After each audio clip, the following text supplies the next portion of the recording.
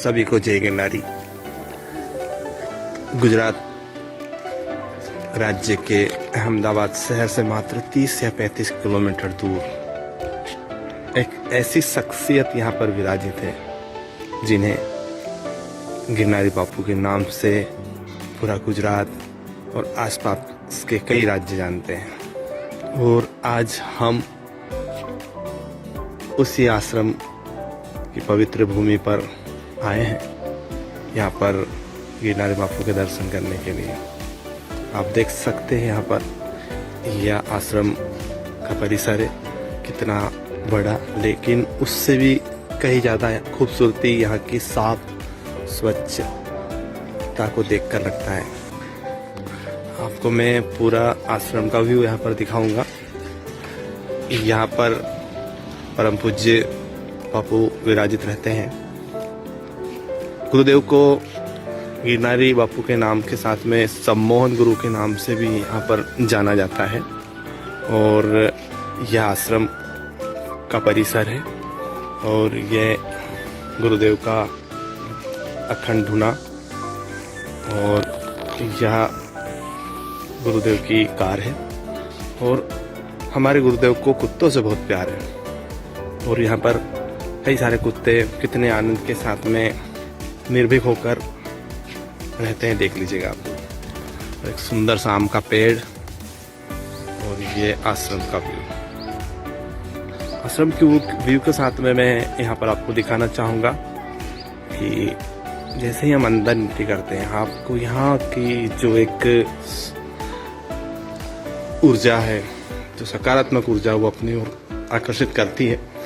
और यह है हमारे गुरुदेव और माता राम का रसोई घर। और आत्मीयता और प्रेम इतना है कि अपने हाथों से बनाकर अपने भक्तों को खिलाने में बहुत आनंद की अनुभूति करते हैं। ये देवतुल्य माता राम हमारे और आदरणीय गुरुदेव गिरनारी बापू और प्रेम से सभी लोग सम्मोहन गुरु के नाम से भी जानते हैं। आसपास के राज्यों में गुजरात के अलावा बहुत प्रसिद्ध शख्सियत है। और इनका एक सीक्रेट मंत्र फाउंडेशन के नाम से एक संस्था भी ये चलाते हैं, जिसमें कई सारे लोगों को प्रशिक्षित करते हैं और उसके माध्यम से कई सारे लाइलाज रोगों का इलाज भी किया जाता है। एक अटूट श्रद्धा के रूप में भक्त इनके पास में आते हैं और अपनी कई सारी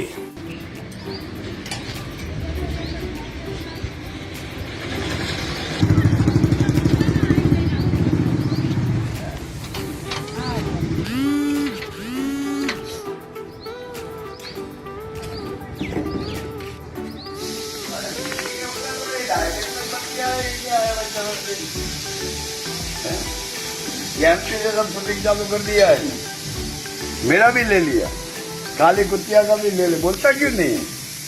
क्या ले गया है? सामान लाओ लाओ। हाँ सब कितना लंबा बोलता है, उसका टुकड़ा टुकड़ा कर दे भाई। यहाँ से हम इंटर करते हैं आदरणीय गुरुदेव के कक्ष में। हमारे गुरुदेव जो कि काल भैरव के बहुत बड़े भक्त हैं और चाहे उनकी प्रतिमा दीवार के ऊपर बना के रखी है और नित्य उनकी पूजा की जाती है। और जैसा कि मैंने आपको बताया था कि इनके द्वारा सीक्रेट मंत्र फाउंडेशन के नाम से एक संस्था संचालित की जाती है, ये उनके सर्टिफिकेट है।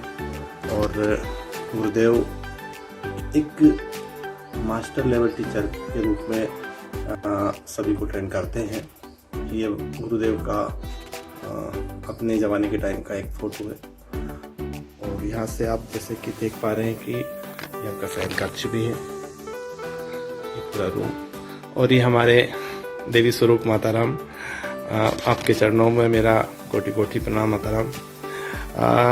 जैसा कि मैं आपको बताना चाहूँगा कि जब से मैं आया हूँ, एक पुत्र की भांति ये खाओ, चाय पियो, नहा लीजिए, आराम कीजिए, इस तरह से इन्होंने मेरी देखभाल की है।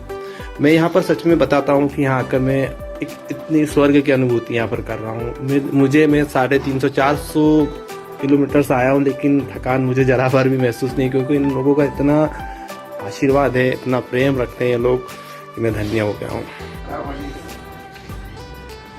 ये हमारे सम्मोहन गुरुजी भजिया बनाने की तैयारी कर रहे हैं। मैंने कहा कि मुझे साफ करने दीजिए, तो नहीं, सारे काम अपने हाथ से ही करते हैं और बड़ी श्रद्धा भाव से ठूस के खिलाते हैं। खाओ साले, और खा, ये खा, वो खा, और ये इनका धुना, और ये महाराज जी की गाड़ी, और ये उनके छोटे छोटे पालतू कुत्ते, और ये है इस आश्रम का बेहतरीन साफ स्वच्छ परिसर। तो से बापू क्या बना रहे हैं आज? ये पकौड़े है भाई। हाँ, प्याज और सुबह भी बहुत हरी मिर्ची। टेस्टी सब्जी बनाई थी बापू आपने। हम खुद बना के खाते हैं जी, प्रेम से बनाते। बाजार की आपके हाथ का स्वाद हमेशा याद रहेगा बापू। लेकिन अपने बाजार की खाते नहीं, क्योंकि अपने तो खप्पर में खाने वाले साधु हुए। जी, तो आप खप्पर में खाते हैं हमेशा? ये तो पता ही ना आपको। जी जी जी, जय केदारी। 16 बरस हो गए। जी, जय केदारी।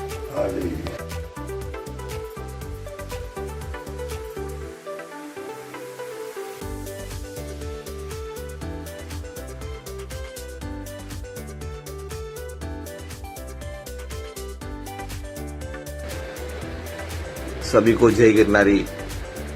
आज हम गुजरात राज्य के अहमदाबाद शहर से मात्र 30 या 35 किलोमीटर के समथिंग एक ऐसी जगह है जहां पर एक ऐसी शख्सियत निवास करती है जिनके बारे में तारीफ शब्दों में तो मेरे हिसाब से नहीं की जा सकती है, क्योंकि जिनके लिए मेरे हिसाब से तो शब्दकोश में ऐसा कोई शब्द नहीं बना है जिससे उनकी तारीफ की जा सके। आपके सामने है संत अघोरी या नागा साधु या फिर सम्मोहन गुरु या गिरनारी, ऐसे कई अनगिनत नामों से विभूषित हो चुके हैं गुरुदेव श्री अर्जुन गिरी जी महाराज। मैं आज आप लोगों को उनसे रूबरू करवाने जा रहा हूं और उनके बारे में कुछ बातें उनके ही माध्यम से आपके सामने पेश करूंगा। जय गिरनारी बापू। बापू, सुना है कि आप हिप्नोटाइज के मास्टर है। मास्टर मतलब प्रोफेसर से भी बड़े कह सकते हैं आपको, तो आप थोड़ा सा बताएंगे कि ये क्या है? उसमें ऐसा है कि अपने जो ये उसमें जो हम विधि जो सीखे उसमें साइंस है। बाद में जो ये ब्रह्मांड की शक्ति हो है, जो ब्रह्मांड में ऐसा है कि मानो कि बहुत ऊर्जाओं होती है, तो वो ऊर्जाओं को आप कैसे पहचान देते हो? तो ये ऊर्जाओं को अपने कॉलिंग करते हैं हम, और कैसी ऊर्जा चाहिए वो हम उसका राज जानते हैं, वही ऊर्जा आ सकती है। और बाद में किसी को जो हीलिंग करना है, कोई भी प्रकार की जो बीमारी होती है, यानी एसिडिटी होती है, गैस की जो बीमारी होती है, यानी डायबिटीज की बीमारी होती है, कोई भी प्रकार की यानी तमाम प्रकार की जो अपने बीमारियां होती है, तो उसमें हम थेरापी करके उसको अच्छी तरह से ऐसी एनर्जी देके उसको आराम कर सकते हैं। 70 से 80% एक अपने थेरापी करने में हो जाता है। बाद में 2-3 बार करते हैं हीलिंग, तो उसमें अच्छी तरह से आराम हो जाता है, क्योंकि एक अपने भारतवर्ष की ऊर्जा है। क्योंकि पहले जो अपने जो औषधियों थे, तो इतने अपने आज जो डॉक्टर है, वैज्ञानिक पहले लोग नहीं थे, तो ऋषि मुनि जो थे जो वो करते थे, वो हमारी पुरानी पद्धति जो आज पूरा भारत में जो हमारे जैसे बहुत है, लेकिन वो पद्धति आज अपनाते हैं, तो बिना दवा से, बिना एक्स्ट्रा से हम वो बीमारी को ठीक करते हो। वो हमारा सत्य प्रमाण है, 100% की बात सही है।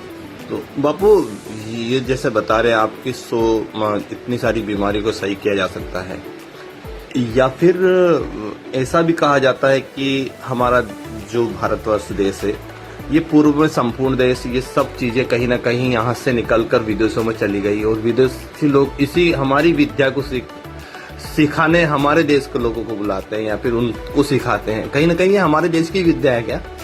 हाँ जी, यानी जो महाभारत में एक प्रसंग बतलाया है कि जैसे अर्जुन को गीता ज्ञान जो देते हैं कृष्ण भगवान, और जो इतने युद्ध के बीच में जो रथ होता है, बाद में वो जो ज्ञान देते हैं युद्ध कैसे करना चाहिए, कैसे नहीं करना चाहिए, क्षत्रिय धर्म क्या है, तो इतने भी लोग होते थे, कौरव पांडव की सब सेना होती थी, लेकिन किसी ने भी नहीं सिखाया था और जानता भी नहीं था।